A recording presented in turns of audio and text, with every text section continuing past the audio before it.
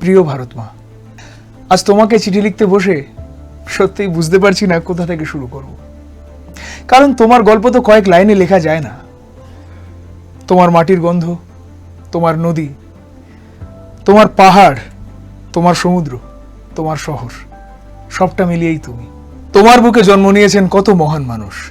কেউ হাতে অস্ত্র তুলে নিয়েছেন, কেউ বা নিজের কলমকেই অস্ত্র বানিয়েছেন।